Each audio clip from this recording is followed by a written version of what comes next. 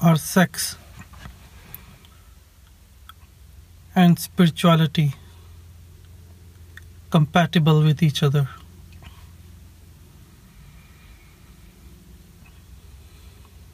Sex is one of those things that in the modern world everyone accepts is normal.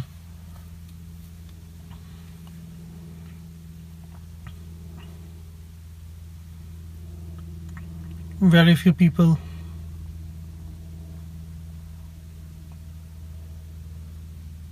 actually think it is bad, though they may be ashamed of it. Ashamed to such a way that they refuse to talk about it at all. Anything to do with sex is taboo. Even nudity is taboo. Anything to do with the genitals is taboo. And you're not even allowed to think about that region at all.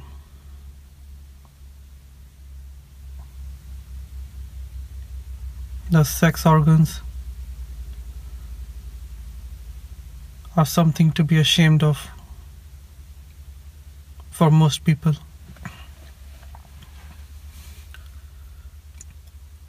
People might say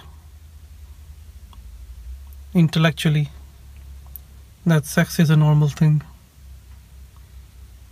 that it is a part of life, and yet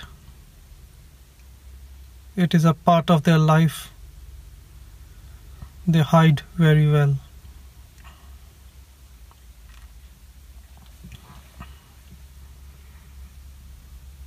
For centuries, sexual thoughts have been considered bad,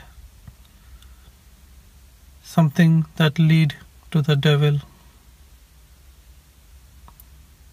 something to be ignored and avoided at all thoughts.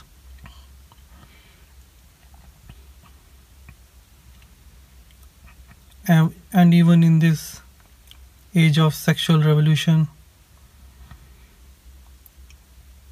people are still ashamed of their sexual thoughts,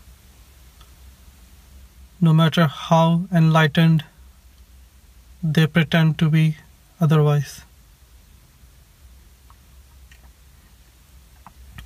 Like Osho said, sex has become a wound on the face of humanity, a wound that just won't heal, and that we try to ignore, but ignoring it makes it more ugly, more horrible, more painful. It is a wound that will not just go away, and that must be actively healed. Of course, there are many books and people who claim to teach you about sacred sexuality and use the Indian word Tantra for this. But what actually goes for Tantra in the West is actually just a glamorized version of the Kama Sutra. Thus, Kama Sutra is a good book and very well suited for what it was written for, which was enjoying the physical world, the physical life. And there is nothing wrong with that. But to pretend that the Kama Sutra is spiritual,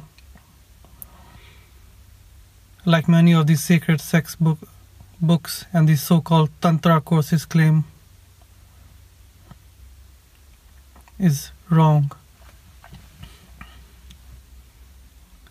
It is wrong because these books or these courses or the people who run them make bold claims about having hours of passionate sex, multiple orgasms, and a top-notch sex experience. Like I said, there is nothing wrong with that, though I doubt the claims made by these peddlers of second-hand knowledge.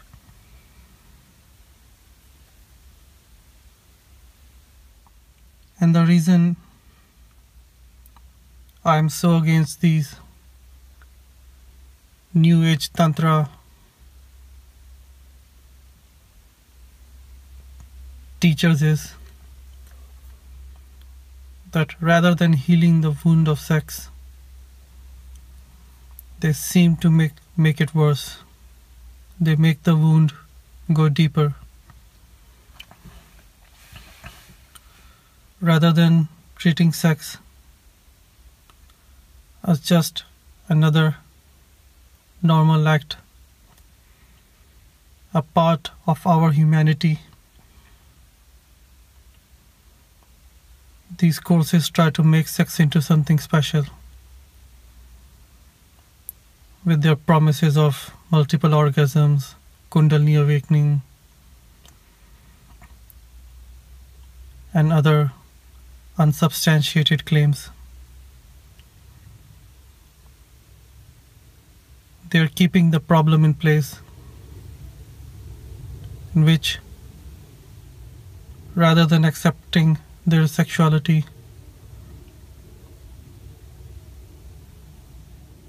there is an attempt to get over the shame by becoming more and more extreme in our sexual practices. And to make it worse, many sex workers now claim they're offering Tantra massages. It's a polite way of saying, well, it's a esoteric way of saying that they are selling sex. And again, this leads back to the original wound, that sex is considered something shameful, something dirty, something that we either run away from because it is so evil, or something that we run towards trying to get multiple orgasms in a 10-minute session. As I've said before, whether you run away from the material world, the world of forms, or you run towards it, the final effect is the same. You're giving the material world a meaning it does not have.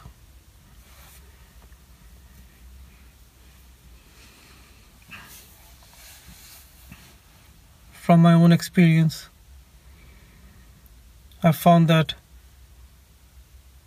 just intellectually accepting the fact that sex is a normal part of our life does not work, because we are going against a whole life of shaming, which itself comes from centuries of attack on our sexuality. The reason many religions hate sex, or at least try to pretend it doesn't exist, is because sex is a purely physical act. But it is an act that gives you a taste of divine union. For a few microseconds or for a few seconds, you merge with the other and you achieve true unity. The same sort of unity with the divine that your religions promise but often fail to deliver. With sex, you can have a glimpse of that unity, if only for a few seconds. And it is done via the body, something your religions treat as dirty, sinful, and to be discarded. And I think it really gets to many, not just religious people, but intellectual people as well. People who live in the mind. It really gets to them that you can achieve a glimpse of this unity, not using the mind, which is so pure, but using the body, which is considered dirty.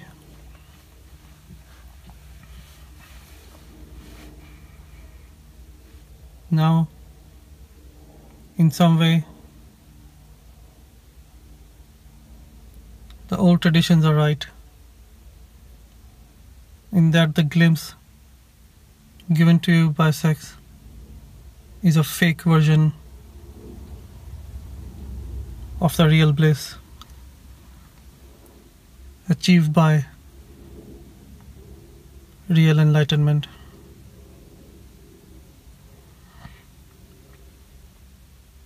No matter what all these Tantra courses claim,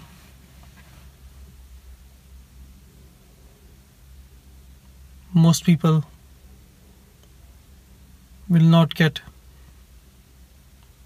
permanent or even temporary awakening through sex. Now, the original Tantra books, they made some sense because they did not try to make sex into something it's not. Unlike modern Neo-Tantra, they did not try to make sex more sexy. That is, there was no glamorizing of sex, no weird positions, no dressing up, no games, no sexy dancing. None of that, thank you. The original Tantra documents, which many new Tantra teachers have never read, books like the Vigyan Bhairav, they recommend turning, or rather, they recommend staying awake even during sex. Because, and pay attention to this, even if you're having solo sex, sex makes you unconscious. You lose your body awareness completely, even while you're pleasuring the body. And even your mind goes into a sort of a dull, stupid state that is below the mind. And that is the problem with sex, in that it makes you unconscious. Sure, it gives you the small experience of divinity right at the very end, for maybe half a second. But that comes through many minutes or 30 seconds if you're me. 30 seconds of deep unconsciousness if you're me, and maybe 10 minutes if you're a normal man.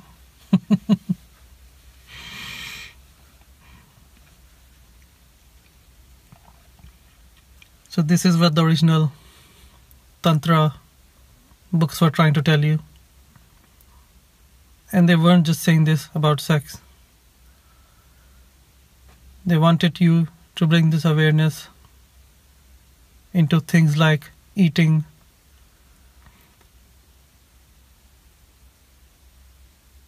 breathing, walking, anything that makes you unconscious. Eating is a big one because many of us eat like pigs. And we don't taste even the tastiest of food because we are so busy shoving it down our throat.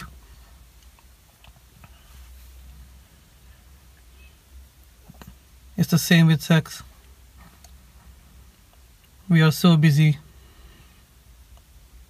trying to reach the end, the orgasm, that we go unconscious for the steps, the part in between. And if you know anything about spirituality, the journey is as important, if not more important, than the destination. It's not enough to reach some trance-like state or to find yourself floating in the air, because those are not our natural states of being, no matter what your gurus have told you. Meditation is a simple state of being,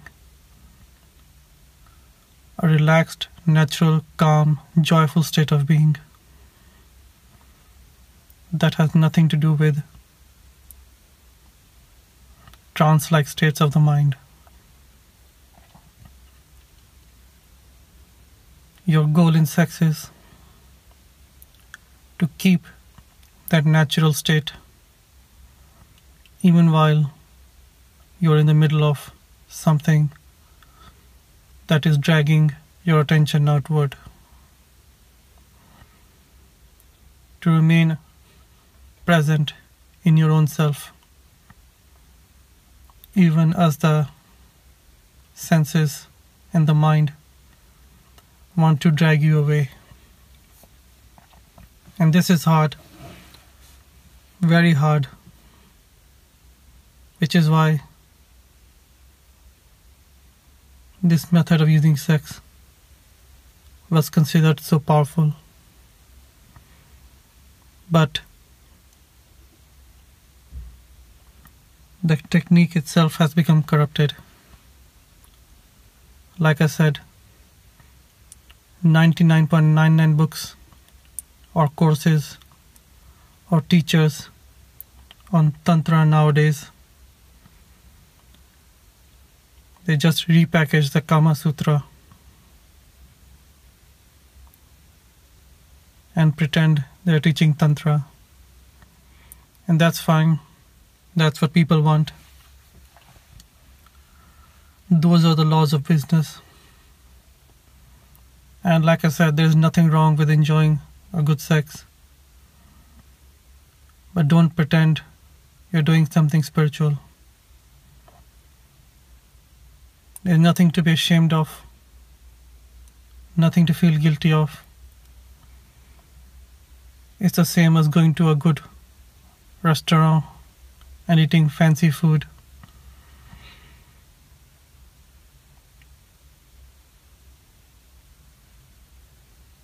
Or going for a joyride in a racing car. Fun experiences to be enjoyed while you're having them, to be forgotten later. Coming back to our original question, Are sex and spirituality compatible? The answer, unfortunately, you must decide for yourself. Like I said, you're fighting centuries of programming that has been put deep into our subconscious, so much so that many people are even ashamed of that whole region. People are ashamed of even touching their lower belly because it might accidentally trigger the sex organs. That's how deep the shame has gone. There is this great quote by Louise Hay. I think it's from her book Heal Your Life, but I'm not sure. In which she says that God created billions of universes and is even now running them, millions and billions of stars and billions and billions of galaxies. And this powerful God who created such a big universe, all this God does is spend his time looking at our sex organs and what we are doing with them. She says that's not possible. This big powerful God has better things to do than to see what we are doing with the organs that this God himself gave us. Even if you don't believe in God, you must accept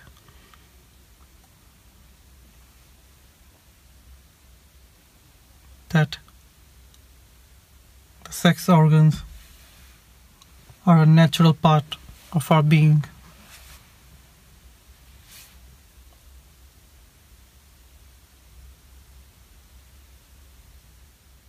This shaming of sex, this wound of sex, is the reason why we have so many sex crimes in our world. Because people's normal sex desire has been suppressed. It comes out in violent and hateful forms.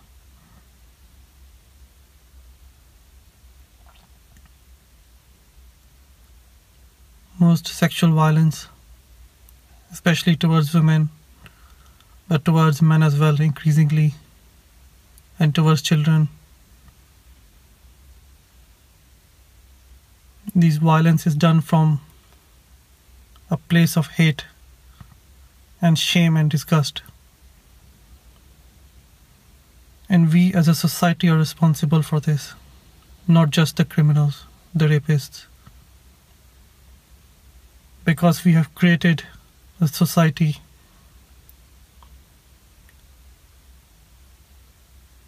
where the average person is forced to suppress their most natural act, to pretend it doesn't exist, to act like we are Barbie dolls with no sex organs. And this suppression is the reason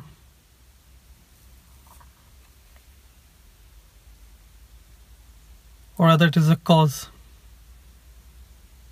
of many crimes.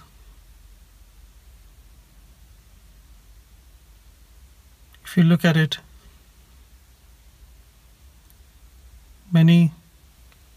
I know this must be uncomfortable for many of you, and it is for me, but it must be said. Many sex crimes are not about the sex desire as such. They are about power. They are about violence, especially towards women. They are about showing dominance over another. humiliating another.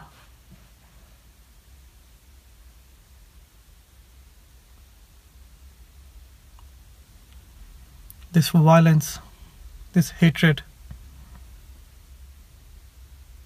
it comes from a whole life of suppressing your natural desires. Of course, not everybody turns into a sex criminal, but that's the problem with society, our current society, that we have created a situation in which unconscious people are made even more unconscious by this suppression of their natural sex act, their natural desires. And sadly, I see no solution for this, not in the short term. Most of this pornography on the internet and even on our mainstream TV, where normal TV stars dress up like porn stars. This is a side effect of the shaming of our sex impulse. A society that had a normal and healthy sex life would not need porn, would not need over-sexualized images on our TV, would not lead to violence and crimes against women.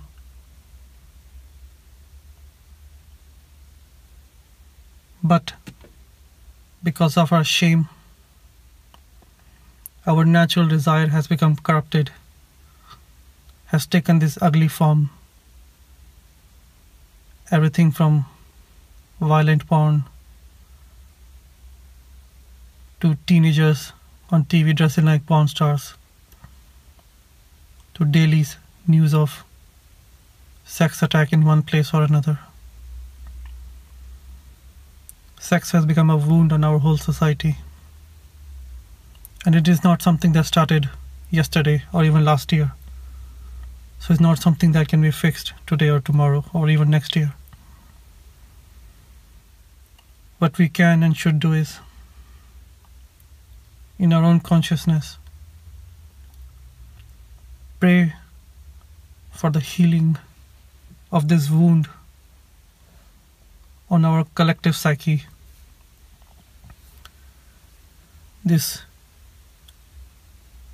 injury, this sexual pain that comes out in such corrupted forms.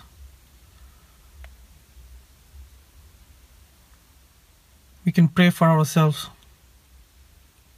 heal our own shame first, and be sure that your shame is healed. I mean, you have to live in a society where you have to pretend your sex doesn't exist. But inside your own mind, make sure you're not harboring feelings of self-hate, self-loathing, self-disgust. How can you find out?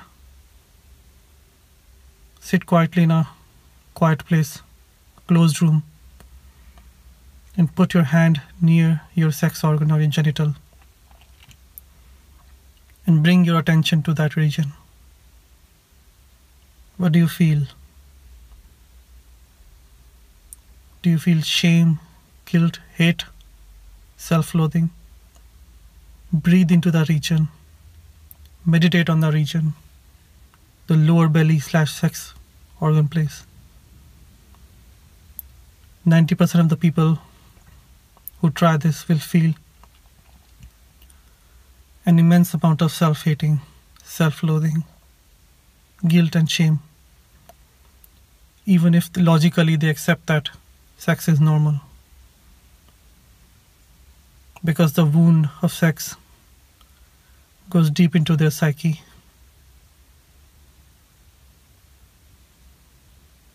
So do this. Meditate on your sexual organs. Feel the shame, feel the hatred, Just feel it, let it out. It'll come out by itself. Just let it. Just feel the experience and let it through. The best way to get rid of negative energy is to let it just flow away. Don't fight it. Don't argue with it. Don't think about it. Don't think, oh my God, no, I was treated badly as a child or whatever. This is the reason I feel like this.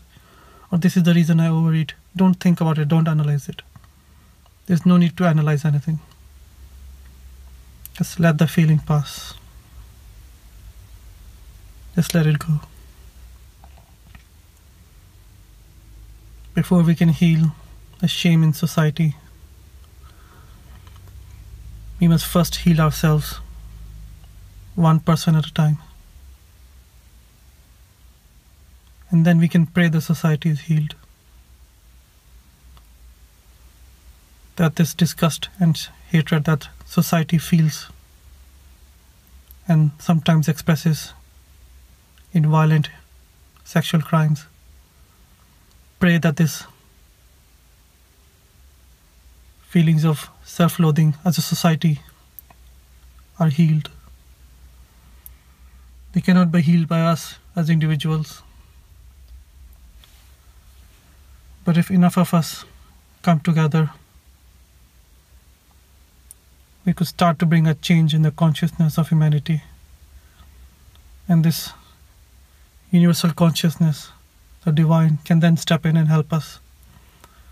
Because even God doesn't help us unless we ask for it. Not just you and me, but humanity. Since this wound is a wound on the whole of humanity, not just you and me. So it must be healed at the human level, not just at the individual level. Even though we can speed up the process by first healing it in our own selves, letting go of all the shame and the disgust we feel towards our own bodies and our own sexual desires and thoughts.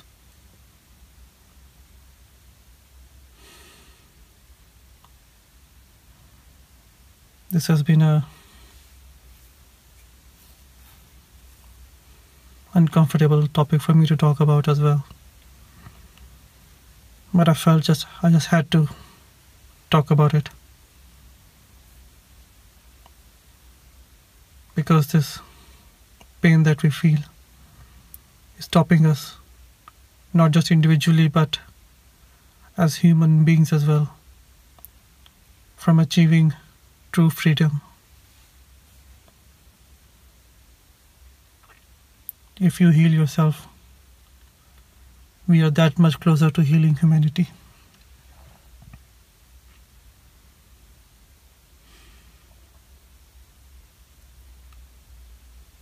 Thank you.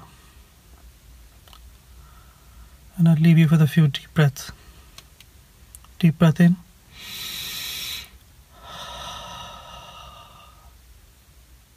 Deep breath in. Hold.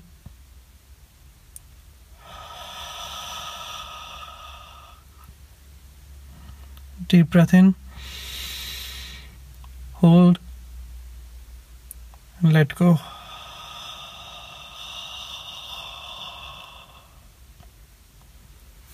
Thank you for listening with me. And I'll see you in the next session.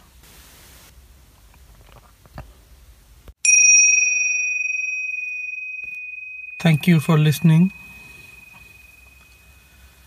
If you want a free course on how to contact your inner teacher, your own spiritual guide,